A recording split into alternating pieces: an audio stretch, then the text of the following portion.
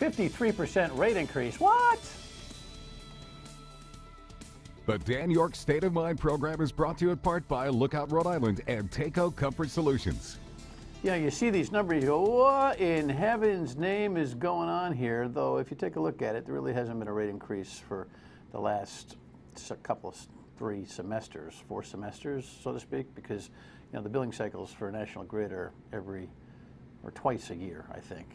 But Lieutenant Governor knows a lot about this. He's actually done some pretty good things when it comes to energy costs that you still probably aren't fully informed on, so we'll get to that and get his take on this and a whole bunch of other things going on in the state. Things like finally passing a budget and, small matters like that. Greetings, nice to have you aboard on this Thursday evening. Thanks for tuning in. Let's dig right into it, okay? This is the headline in the Providence Journal, which would give everybody a pause, a little bit of a jaw dropper here, and the folks at National Grid have all the rational arguments, of course. I think it's important that we recognize this is a significant increase. Again, it is not going to be over 50% when customers receive their bills in the winter. It is just on the energy portion of their bill, and that's not something that National Grid controls. It's something that is set by the market. Okay. The press release comes out from Lieutenant Governor, who's offended, horrified, bothered, disturbed? Well, certainly worried. What is it? Concern for our local economy when we have a 53% increase on that side of the bill, which is about 50% of your bill. So you might have a 25% increase on your bill for 6 months when it probably is not necessary to happen. We've intervened, Dan, since 2014, December 2014, on every case that we think impacts small businesses, and this happens to impact all the ratepayers. So we're intervening, knowing that the grid followed the rules, just like the gentleman said from the grid. But we also want to make it very known that people can still shop their electricity. I did it this morning. I switched mine, so I blocked in, instead of the 9.5 cents that they're being proposed by the grid, I locked in 6.1 cents. Yeah, we got to explain all that. 6.1 cents for the same time period. So the question to everybody would be, how come these other vendors can price lower during the same time frame that the grid is pricing higher?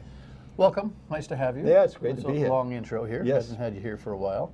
All right, where do we start with this? Do we start with the broad-based conversation of energy costs? I mean, what you've done with the PUC and the work you've done to establish this shopping opportunity for customers is something we've talked about on successive programs, but I'm sure it's still not completely resonating amongst the general public, and so that's kind of a learning curve. Everyone needs to know they can shop for their actual energy receipt. You're not shopping for the telephone poles that carry the electric wires. Those are all fixed, but what runs through them is a commodity that you can shop for.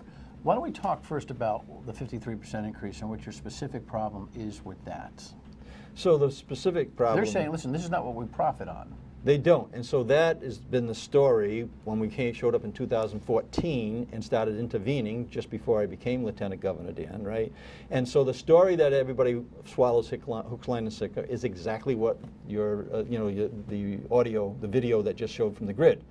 We don't make any money on this piece of the bill, and we get spikes because of the demand, so we need more capacity. Ben. All right, that was nice. People say, well, what do you make money on? What does the grid make money on? They make money on, after they fire up the plants, they make money on actually delivering the energy from the plant through the wires to your house. That's the only thing through the deregulation that the grid is capped in how much they can profit, but that's where they get the profit. What I've been saying, and it's shown to be true, is that the side of the bill where they shop, where they say they don't make any money, right?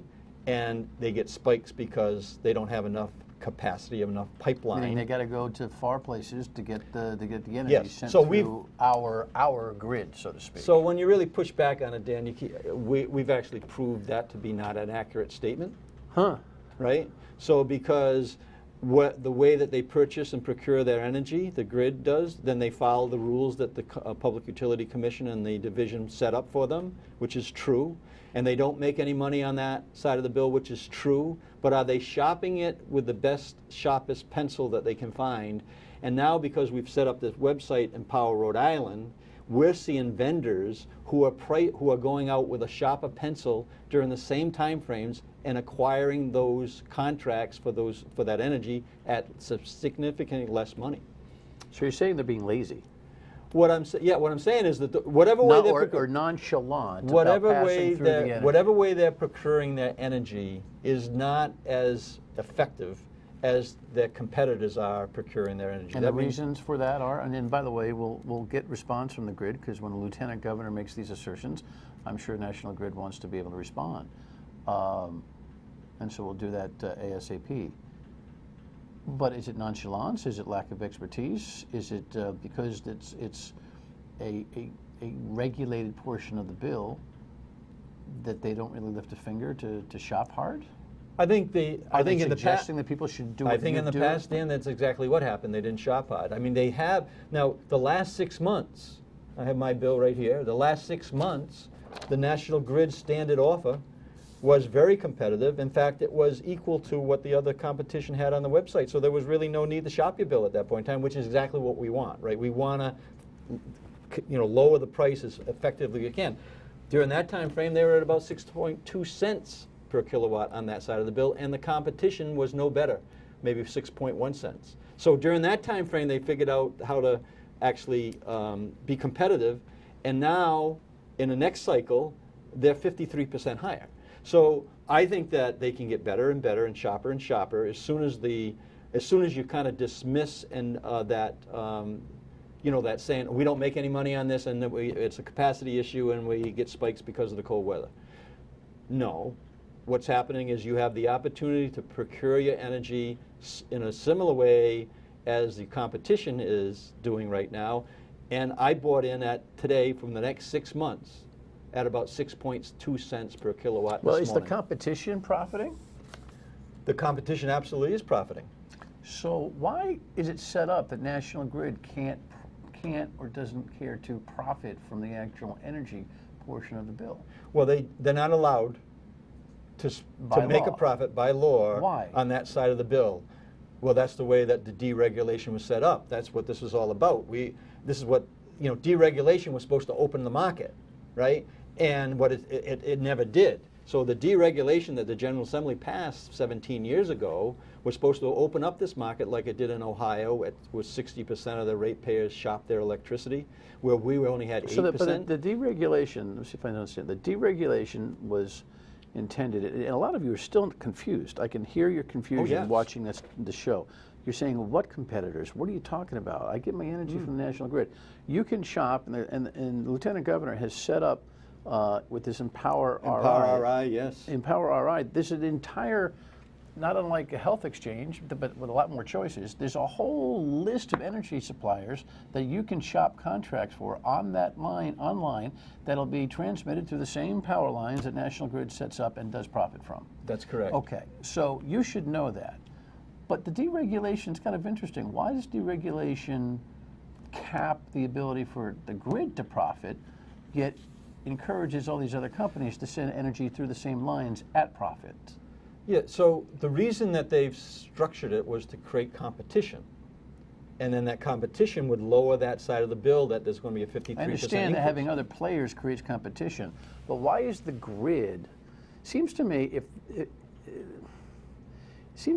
the grid is locked into a nonprofit status, they're not incentivized to do the shopping and sharp pencil work that you're asking them to do. That's correct, because they don't make money on that side of the bill. So is the answer, I mean, you say, hey, sharpen your pencil, but you're not giving them incentive to sharpen their pencil because they're buying energy. Well, they got a monopoly. They got 485,000 accounts. They should be, working as hard as they can to create the lowest price possible, which they did, like in the last 6 months, Dan. Their standard offer. Their standard offer. You don't buy their argument that market trends right now and available energies cost them to jack this thing up? No, well, it does because they bought their energy that way. So we're in the oil business, right? So when Right. we're buying contracts, We mean your family my business. family, yes. Yeah. So when we buy contracts, wet and dry contracts and insurance, if the market drops, we go out and buy that in advance, and we buy that in contracts, Sure. right? That's what they do as well. In 6-month increments. Yes, well, pretty much. Right. So they do that as well.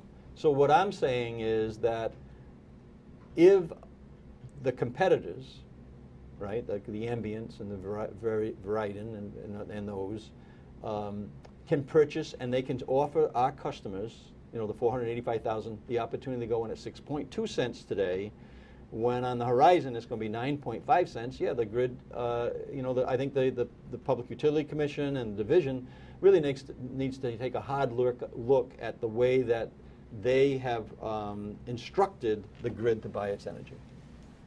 Yeah, okay, I don't know what your influence is going to be.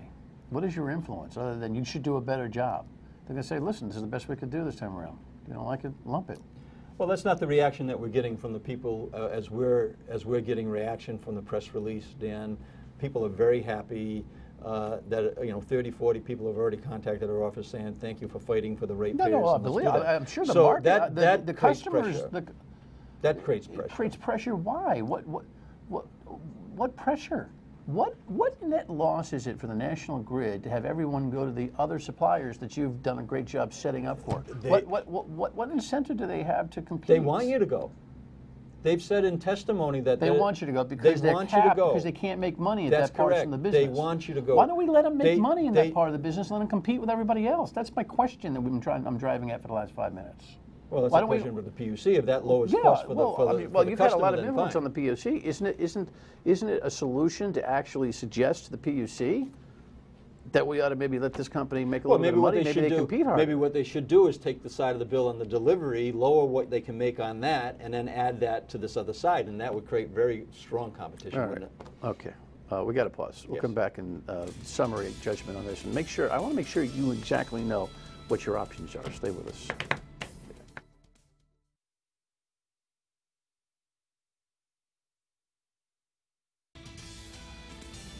All right, so I just want to make sure that everybody understands what's going on here, what your options are. You can shop for your power. You can shop for your electric. You need to know that you can shop for your electric, and this is in complete part to the deregulation laws, but in mostly part to what the Lieutenant Governor has done here over your tenure. One of your major projects and success stories, I think, has been this Shopping Empower RI website where you can literally switch vendors supplying your electricity, and you've eliminated the penalty for doing so. That's right. I mean, we got that. We So got when that your eliminated. contract for 6 months, with Acme products, Yes. it expires. Your default position, because you still got to turn the light switch on, We had goes business- right back yeah. to the National Grid. We had businesses who were getting penalties, $1,700 penalties, because they changed at the wrong time. That you don't no longer have to worry about that, Dan. And the business side of it is really important, obviously, because from a pedestrian side, I mean, we're probably looking at $30, $40 more a month over the course of the next 6 months on National Grid. You might not think it's a lot. I think a lot of people do. It's a couple $300. But magnify that by the cost of electricity for businesses, all of a sudden now it becomes a really big deal. We're visiting businesses at every community in the state of Rhode Island. So go to that website, Empower RI, and make sure that you're making those choices. But I do think that maybe we should have a better conversation, and get National Grid into the game of profit for the electricity, so they'd shop harder. Yeah, but I think you want to just go back and write that bill. Okay, I'll go back and talk to the division. Thank you very much for the instruction. Don't you think? I think that anything that helps contain the cost or lower the cost is a good idea. And if they're not going to shop really hard because there's no profit in for them, then maybe you need to incentivize that in a way that makes them shop better.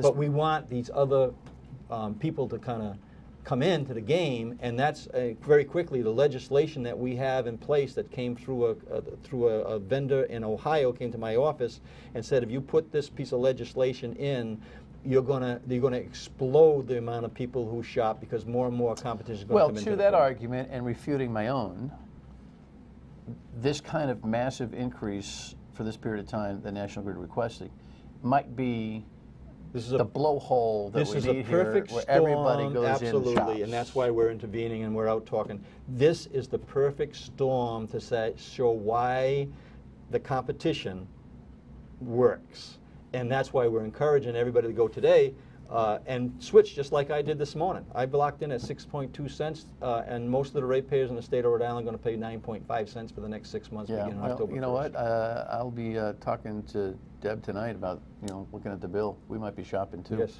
Why don't we do this? Let's pause right here and come back and talk about things going on here in the state. State budget should have been reconciled today by the time you're watching this broadcast. Stay with us.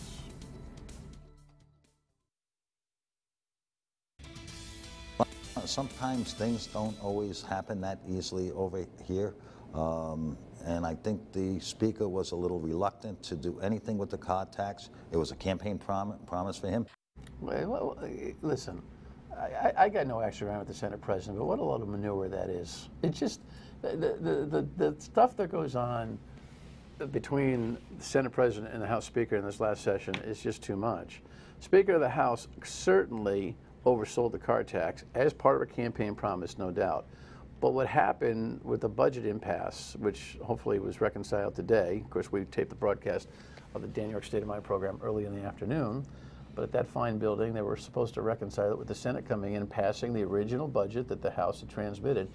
Senate President Ruggiero tagged the budget with an amendment to put some kind of financial rainy day restriction if the budget goes south. And now there's going to be some useless piece of garbage legislation as the reconciliation, because Mattiello, wouldn't fall prey to the gamesmanship of the Senate. That's the way I see it. How do you see it? Well, it sounds like the House passed the budget and went to the Senate, and it came out of the, the committee, the Finance Committee on the Senate side, and then it got derailed. So. Yeah, I would think normal procedure. The Speaker seems to have a logical argument in terms of the fact that this is how the process works. Budgets are needed. Cities and towns need those budgets, just like the state needs the budgets. And it seems like they took them a month, but they're probably in the right spot now. Yeah. Well, it didn't have to go this long, did it? I don't think so. But at the same point in time, that's, the process is not always smooth, Dan, as I'm finding out. But I think when you get it right at the end, that's what's most important. Well, the governor obviously, a couple of days ago was excited about the prospect of signing the budget today. I am optimistic that at the end of this week, the Senate will return and pass the budget, send it to my desk Thursday night, and I'll sign it immediately. The responsible and the right thing to do today, August 1st, is we're going to send out the checks to cities and towns according to the 17 budget. However, if in fact the legislature comes back this week and they do in fact sign the budget, then next week we'll look at it and see if it makes sense to catch the cities and towns up for past payments. I thought the governor missed an opportunity to lead here. Instead, she looked like a spectator, just saying, come on, fix it, come on, fix it, come on, fix it. And quite frankly, we didn't hear a word from you during this entire process. So what's going on with that side of government? We have a weird setup. I mean, it's not like you're working in lockstep with the governor. And I know you don't like to chide the governor publicly, and I don't even know how you think about this, but I did. I thought the governor missed a great political opportunity to say, hey, listen, I'm locking myself in a room. These two guys better show up, and we're going to get this thing done to its sweet. Instead, it took a month, and she was like, on the outside looking in, going, please, please, please, this is bad, bad, bad. I don't know. It was. Well, I only go back to when I was a mayor, and there were some issues in terms of a teacher contract, and I inserted myself actually as a town council member, and privately I put parties together to get something done. So that's what I'm saying. I don't know the inside whether that was done or not, but clearly it was the leader, the speaker's job and the Senate president's job to make this happen. So I'm not sure that you can inject yourself in a way that that was going to be helpful by well, neither one of them would have wanted her to be injecting herself, but it seemed to me to be a perfect political opportunity for her to show that she's leading. But whatever, water under the bridge. Yeah. It's not like the world fell apart over the last month without the budget, and August is a more important date for municipal payments and the like. And again, that tier of government that you and others have really helped to rise up, that is the mayor and administrator level of government, the municipal leadership really had a voice here in saying, guys, don't screw around with this. Right? I think that their leadership would resonate even more than a loud voice from the governor, because they've got the taxpayers, as a mayor directly to the taxpayers, and it's a different relationship than a mayor to the General Assembly than it is from the governor to the General Assembly. The General Assembly is in control of the budget, and I think once you realize that, now you move based on that. So that's why I was saying, if there was private discussions going on, which I don't know whether they were or not, if it was my role to put the private discussions together, then I would have done that. Well, tell me this. But too many cooks in the kitchen can spoil the soup. All right. Well, we'll live with that answer. But the perpetual contracts that the local communities have, thrown up over, mostly Democrats, suggesting that this give to the unions that once a contract is expired, municipal contract is expired, it lives in perpetuity. I mean, just about everybody who runs a town is standing on its head saying this is a disaster.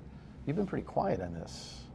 Well, no, I've talked to the municipal leaders, and I let them know that just that's like your I did, group, man. just That's like where you were born from. I've talked to the municipal leaders and let them know that I would take any strong position that they felt as though they would like me to take on this issue, as I did when they were talking about the fire contracts, right? Taking management rights away from the fire contracts. Right. We called a press conference right in the State House. You did, but how come it's the perpetual contract thing? I don't know what the read is here because it got caught up in this budget situation. I don't know. Whether there's going to be the governor vetoed this budget. This bill. And that was a good thing that she did. But there's enough there. I mean, there was as many co-sponsors as voters for that bill. So the Democrats in the House certainly couldn't. They were racing to sponsor it. And what I find somewhat comical about that, in a way, right, is that that's kind of selective. When the mayors step up and say do X, Y, and Z. And they say, oh yeah, we got to do that because it kind of fits what they want. But now you have mayors stepping up and saying, and municipal leaders saying, don't put this in place. We need to keep a level playing field in terms of negotiations. And if you take that out, the taxpayers are going to end up on the short end of the stick in terms of having some level of where's that leverage, going to go? right? Are you going to weigh in publicly on the legislature? I mean, you just did. Yeah. I mean, you just did. But are we going to see a veto vote? What's going to happen at the General Assembly for that and a couple of other things that are dangling? Well, the governor has vetoed that. No, I mean an override vote. Oh, an override vote. I would hope that the General Assembly listens to the municipal leaders. That's who elect the taxpayers in every community. That's why we have this theme of 39 in our community. We're out 39 farm tours, visiting every community. The taxpayers are being disrepresented and unrepresented if, in fact, they override that veto. If they don't override that veto. If they do override that's the right. veto. If they override that veto, I just don't know they're if it's not going to happen. listening I got to the 10 municipal seconds. Are you leaders. hearing a buzz? Are they planning on doing that, or are they just going to let it ride? You don't know. Well, I'm hearing that they probably. If I was a betting man, I would say that that the veto would not get overridden. You got that? Go shop for your electricity, will you? Final word when we come back.